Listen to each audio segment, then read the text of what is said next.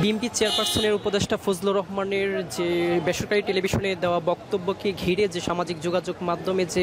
অস্থিরতা তৈরি হয়েছে তারই প্রেক্ষিতে গতকাল রাত থেকে কিন্তু ফজলুর রহমানের যে বাসাটি রয়েছে দুদক কার্যালয়ের ঠিক সামনে, সেই সামনের বাসায় কিন্তু আমরা এই মুহূর্তে দেখছি যে আসলে ছাত্র জনতার অবস্থানকে ঘিরে কিন্তু সেনা সদস্যের পাশাপাশি কিন্তু পুলিশ সদস্যরা কিন্তু আসলে মোতায়েন করা হয়েছে নিরাপত্তার কারণে। আমরা এই মুহূর্তে দেখছি যে আসলে দুদকের যে প্রধান কার্যালয় রয়েছে তার ঠিক অপোজিটে কিন্তু একটি 20তলা ভবনের 14 তলায় কিন্তু অবস্থান করছেন ফজলুর রহমান। সেটিকে ঘিরে কিন্তু আমরা দেখছি যে সাধারণ ছাত্র জনতার পাশাপাশি কিন্তু আমরা দেখছি যে বেশ কিছু শিক্ষার্থী তারা কিন্তু আসলে অবস্থান নিয়েছেন তার গ্রেফতারের দাবিতে, এবং সেটিকে ঘিরে আমরা দেখছি এই মুহূর্তে কিন্তু আসলে এই যে ফজলুর রহমানের যে বাসাটি রয়েছে সেই বাসার সামনেই কিন্তু পুলিশের পাশাপাশি এই মুহূর্তে সেনা সদস্যদেরকে কিন্তু মোতায়েন করা হয়েছে সার্বিক নিরাপত্তার বিষয়টিকে মাথায় রেখে। আমরা দেখছি এর পাশে কিন্তু আসলে যে সাধারণ শিক্ষার্থীরা তারা কিন্তু অবস্থান নিয়েছেন। আমরা দেখছি গতকাল রাত থেকে কিন্তু তারা বিভিন্ন স্লোগান দিচ্ছেন যে অবিলম্বে ফজলুর রহমানকে গ্রেফতার করতে হবে, এমন সব স্লোগান কিন্তু তারা দিচ্ছেন। তারা গতকাল রাত থেকেই কিন্তু তারা অবস্থান করছেন এখানে। আমরা তাদের সাথে কথা বলেছি, তারা বলছেন যতক্ষণ না পর্যন্ত ফজলুর রহমানকে গ্রেফতার এবং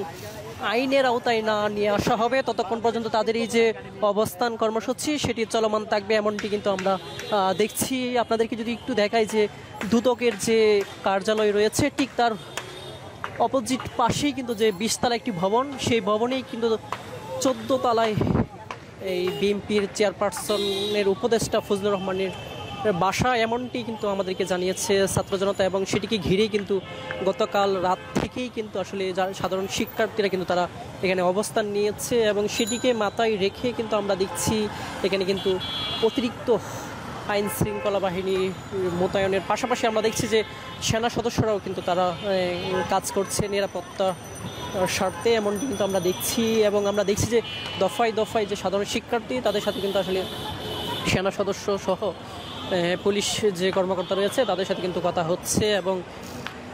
তাদের সাথে একটা সমঝোতায় যাওয়ার কিন্তু আমরা বিষয়টি লক্ষ্য করেছি। কিন্তু শিক্ষার্থীদের পক্ষ থেকে বারবারই বলা হচ্ছে যতক্ষণ না পর্যন্ত ফজলুর রহমানকে গ্রেফতার না করা হবে ততক্ষণ পর্যন্ত তাদের যে অবস্থান কর্মসূচি সেটি চলমান থাকবে। সেটি কিন্তু আমরা দেখছি তারা কিন্তু বিভিন্ন স্লোগানও কিন্তু দিয়েছেন গতকাল রাত থেকেই, এবং আমরা দেখছি বিভিন্ন প্লে কার্ডে কিন্তু তারা বিভিন্ন বিষয়ে দাবি কিন্তু তারা তুলে ধরেছেন, এবং তারা বলছেন 1, 2, 3, 4 ফজলুর রহমানের গ্রেফতার, এইরকম দাবি সহ বেশ কিছু প্লে কার্ড কিন্তু তারা আসলে নিয়ে এই ফজলুর রহমানের যে বাসা রয়েছে সেই বাসার সামনে কিন্তু তারা অবস্থান নিয়েছে। আপনাদেরকে জানিয়ে রাখি যে বেসরকারি একটি টেলিভিশনে টকশোতে বক্তব্য দেওয়াকালে ফজলুর রহমান তিনি কিন্তু জুলাই গণঅভ্যুত্থানকে কালো শক্তির জামাত সেটি সংগঠিত করেছে এমন একটি অভিযোগ কিন্তু তারা করেছেন, এবং ছাত্র জনতাকে রাজাকার হিসেবে একটি ট্র্যাক দিয়েছেন। সেটির পরিপ্রেক্ষিতে কিন্তু গতকাল থেকেই আমরা দেখেছি নানা কর্মসূচি দিয়ে যাচ্ছে সাধারণ শিক্ষার্থীরা যে অবিলম্বে এই যে ফজলুর রহমান তাকে গ্রেফতার এবং বিএনপি থেকে তাকে সকল সাংগঠনিক পদ থেকে তাকে বহিষ্কারের দাবি কিন্তু জানিয়ে যাচ্ছে। ঠিক আজ এই মুহূর্তে আমরা দেখছি যে তারা কিন্তু যে ফজলুর রহমানের যে বাসা রয়েছে সেগুন বাগিচায়, সেই সেগুন বাগিচার বাসার সামনে কিন্তু তারা গতকাল রাত থেকে অবস্থান নিয়েছে। আমরা যে বিষয়টি দেখছি যে আসলে এই ছাত্র জনতার এই অবস্থানকে ঘিরে কিন্তু আমরা দেখছি পুলিশ সদস্যের পাশাপাশি সেনা সদস্যও কিন্তু মোতায়েন করা হয়েছে। তো এখন পর্যন্ত এই ছিল ফজলুর রহমানের বাসার সামনে সাধারণ শিক্ষার্থীদের যে অবস্থান, সেই অবস্থান থেকে আমার কাছে থাকা